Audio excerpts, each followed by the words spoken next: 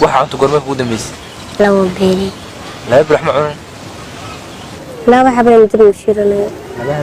dib ma shirno.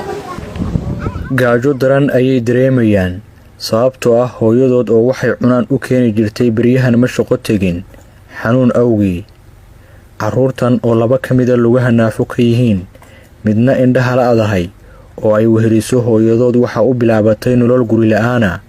kadib markii laga saaray guri ay dulsaar ku ahaayeen qoys kale waa agoon ay booskii aabonnimo u buuxisay hooyo mako meel kuma oga aqal ay cadceedda iyo dhaxanta kaga hoydaan waxayna deegaamaysteen geedkan harkiisa oo ay gogosha dhigteen guri la'aan guri ma haystaan raashinna ma haystaan aabbana ma haystaan aniga u xamaalinay anigii labada bir waa xanuunsaday iska xamaasahay waa xanuunsaday laba habeen raashin siisan waa qadeen hooyo mako iyo carruurteedu halkan ayay u hooyan doonaan caawa haddii aysan gargaar helin baahiyaha gaarka ee ay la nool yihiin saddexda carruurta ee hooyo mako ay dhashay waxaa u gaar ah in ay la soo diristay macluul iyo gaajo baahsan tan iyo markii ay howlgab noqotay isla markaana ay u suurageli weysay in ay shaqayso gabadhan iyo wiilkan oo saddexdood kala weyn ayaa ku dhashay cagaqalooca mana awoodaan inay si sahal ku gaaraan halka ay doonayaan waxanuun ay ku dhashteen luwa iyo kosaas ee xanuunkooda lagu dhalay gabadha iyo wiilka ay ku xanuunsana la dhalay isbitaal ay nugno baahan isbitaalna waa geeyay waxaan ku geeyaa buwaay gabadha indhoolad ee iyadoo indheed jaw ee la dhalay waa xanuunsatay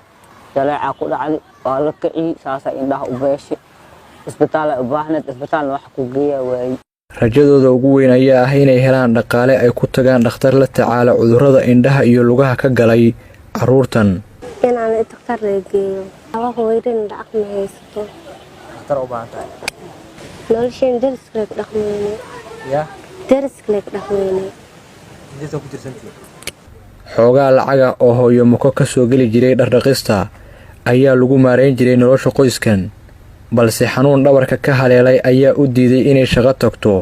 waana tan keentay in carruurtu ay cunto weydo xamaala iska ahay dambiila iska qaadahay bakaara iska xamaalsahay ad xanuunkii waa soo naqay waa baxay guriga iska yaa dhara dhaqa jiri xamaala iska baxay